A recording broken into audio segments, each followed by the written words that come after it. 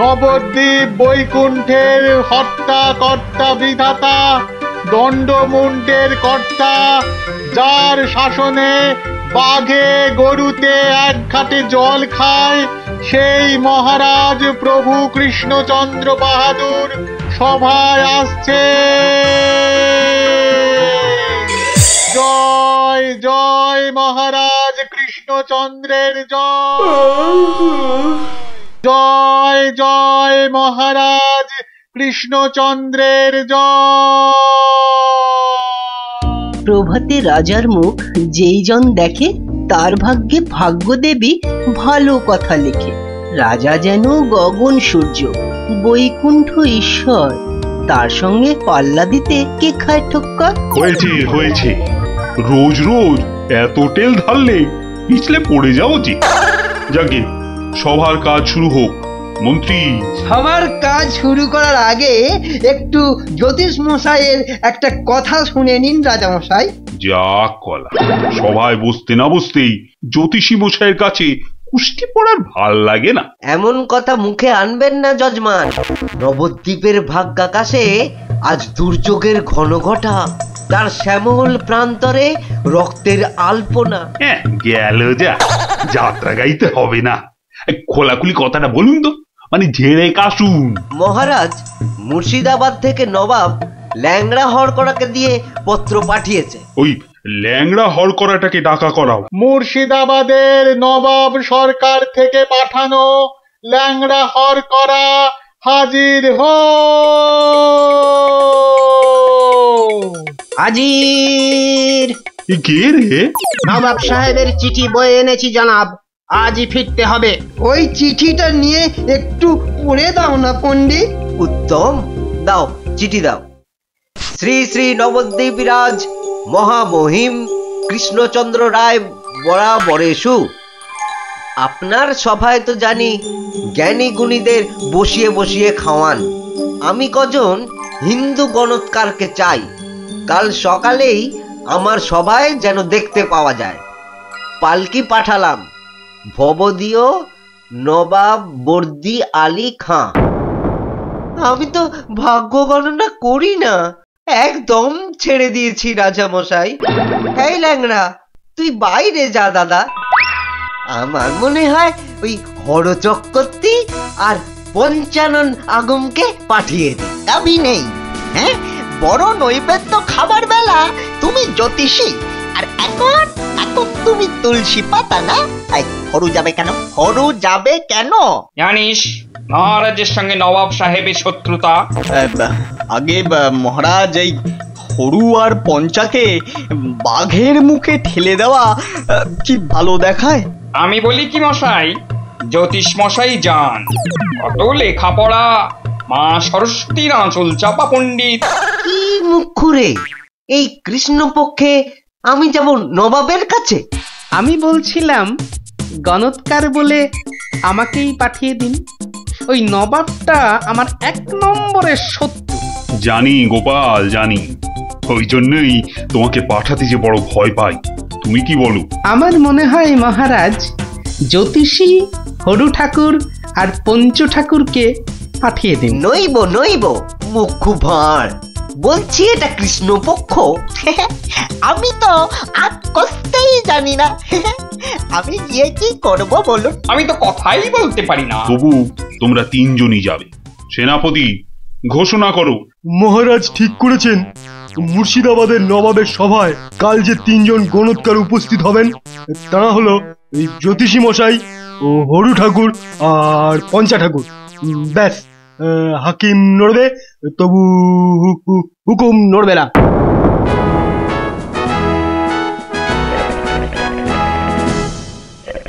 বন্দগি জাহাপনা, আপনি হলেন গিয়ে গরিবের, যাকে বলে কিনা মা বাপ। জনাব, যা হুকুম করবেন তাই করে দেব। মহারাজ তাই বলেই পাঠিয়েছেন।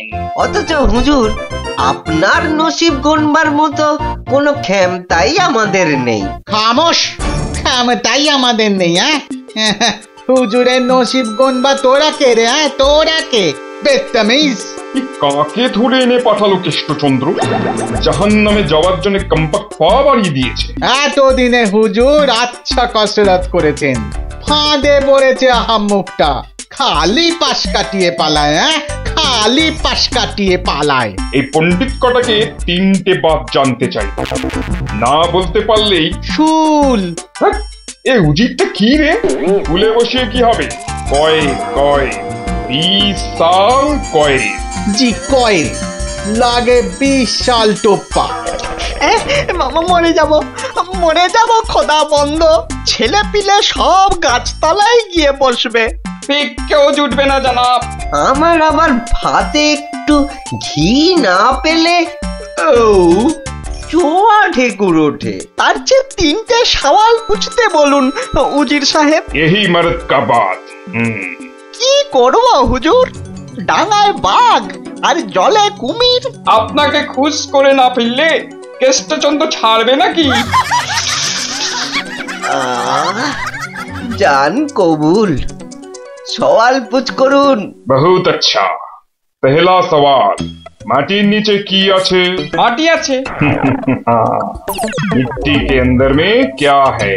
দ্বিতীয় প্রশ্ন, পৃথিবীর মাঝখান ঠিক কোন জায়গাটা? আমি তো রাজ সরকারে জরিপ করি না খোদাবান। সত্যি বলছি, আমিও করি না। মাসে তোলার দিব্যি। জরিপের লোক সব আলাদা, এই মা কালীর দিব্যি। तीसरा सवाल, 3 নম্বর প্রশ্ন, পৃথিবীকে এক পাক ঘুরতে গেলে কি করতে হবে? পায়ে হেঁটে? হ্যাঁ, पैदल पैदल। কি মুশকিল, অত হাঁটা যায় নাকি? সাদা সাপটা কথা জানাব, আমাদের বইয়ে এসব সওয়ালের কোনো জবাব নেই। দিন দিন গারদে পাঠিয়ে। क्या तुम जवाब देगा? জি। 3 सवालेर जवाब देगा? बहुत अच्छा, बताओ। আমি একটা জবাবও দিতে পারবো না হুজুর। ফাটকে চালান করে দিন, এর চেয়ে মরা সহজ।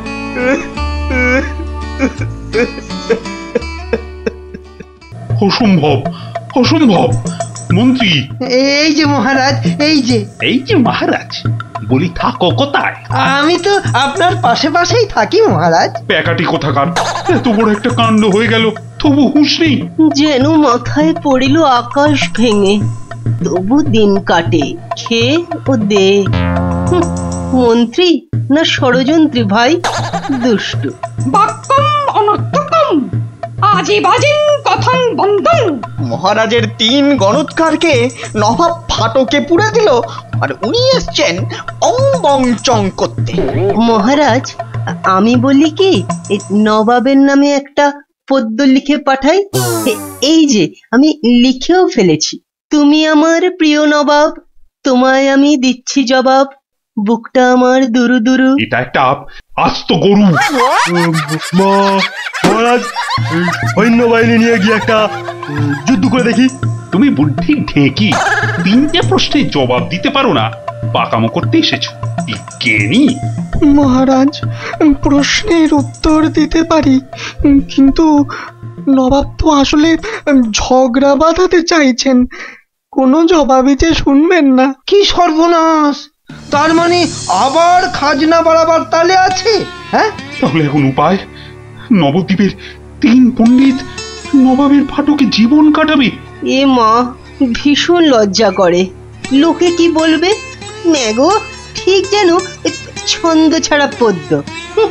মিষ্টি ছাড়া আবার কাঁচা গোল্লা হয় নাকি? কি করে মুখ দেখাবো ভাই? যা। আর একটা কথা বললে তোমাকে 17 ঘরের নাম দাম কষ্ট ধরবো। খালি ভাবো ভাবো এখন কি উপায়। আমি বলছিলাম একটাই উপায় আছে মহারাজ। গোপাল, এখন থামো, হাসি মশকরার সময় নয় এখন। আমি তো জানি মহারাজ, উপায় একটাই। কি উপায়?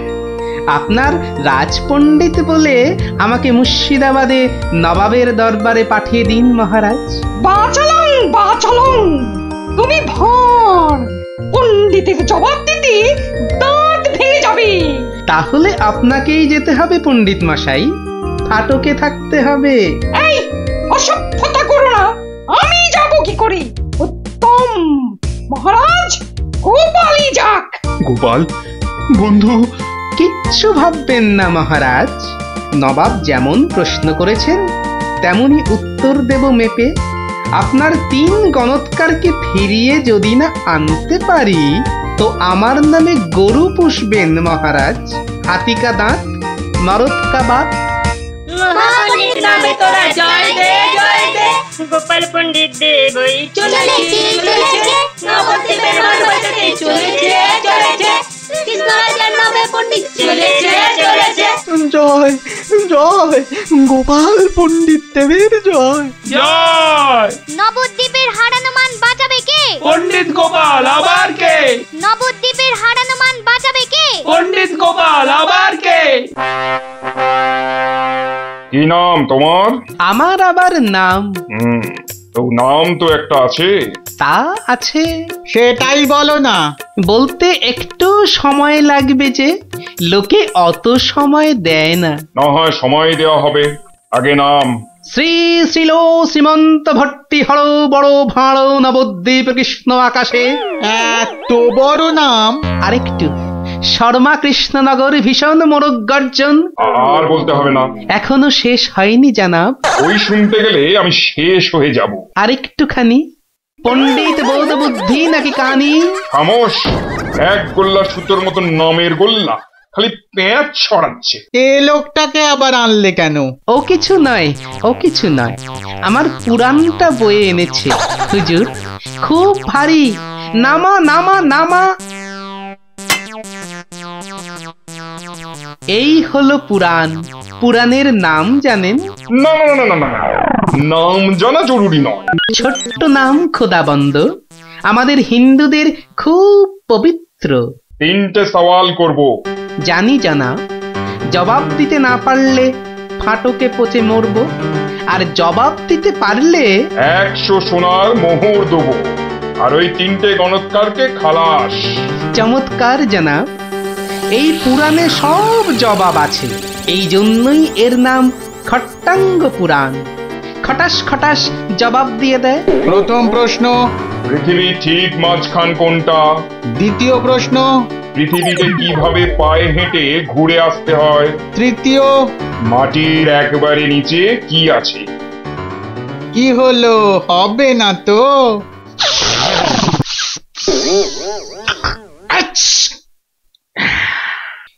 জনাব, একটু ওইখানে গিয়ে দাঁড়ান একবার। বাদিকে বাদিকে, আরে আরেকটু ডান পাশ সরে। এবার পিছিয়ে যান, পিছিয়ে। এবার এক পা এগিয়ে আসুন, আসুন আসুন। একেবারে পাক্কা হয়েছে, পাক্কা। ওই পৃথিবীর ঠিক মাঝখান। হ্যাঁ, একেবারে পাক্কা মাপ। আপনার কত পাকা মাথা, আপনি না হয় মেপে দেখবেন। দ্বিতীয়, একবার জানাব, একটু কষ্ট করতে হবে হুজুর। এটা কি হচ্ছে? এটা কি হচ্ছে? গুলবাজ কোথাকার। আগে হুজুর, পৃথিবীর মাঝখানটা ধরে তার চারপাশে ঘোরাই তো বিশ্ব ঘোরা, আর আমাদের নবাবই তো জগৎ হুজুর। বহুত আচ্ছা, क्या बात। लेकिन মাটির নিচে কি আছে? তিসরা। তৃতীয় প্রশ্ন। জনাব এত জ্ঞানী, তবু বলি হুজুর, এক মনে ভেবে দেখুন, এসব কি আমাদের জানতে আছে? লোকে কি বলবে আপনাকে?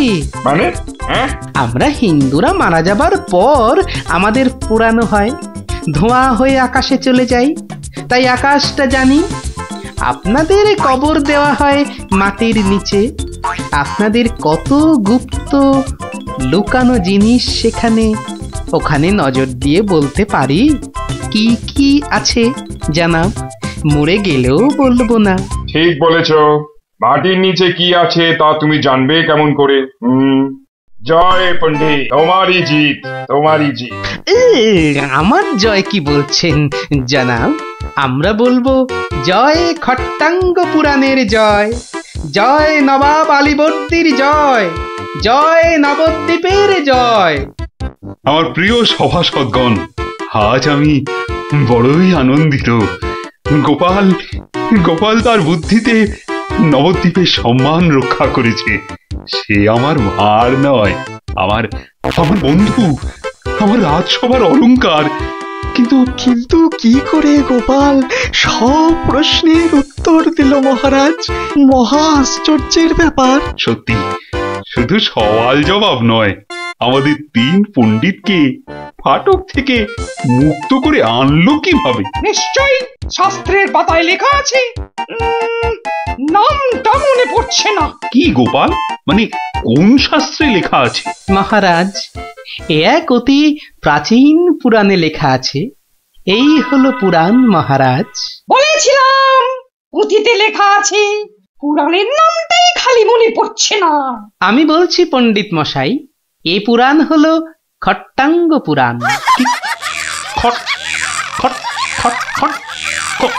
খটাঙ্গ পুরাণ? খট্টাঙ্গ পুরাণ মহারাজ। পুরাণটি দেখে চোখ সার্থক করুন। এ কি, এ পুরাণ কোথায়? এ তো ভাঙা কাঠের পায়া। গরিব গোপালের ওটাই খট্টাঙ্গ পুরাণ মহারাজ। নবাব যে বড় সড়ো জিনিস না দেখলে বিশ্বাসই করবেন না। ধন্য ধন্য গোপাল, তোমার বুদ্ধির দাম কিন্তু আমি দিতে পারবো না, তবে আমার গলারই হার তোমাকে পরিয়ে দিচ্ছি। ওটা নিয়ে কি করবেন মহারাজ? খাটের ভাঙা পায়া আমার রাজসভায় রেখে দেব রাজপণ্ডিত। ওই খটাঙ্গ পুরাণ বাঙালির বুদ্ধি সাক্ষী দেবে।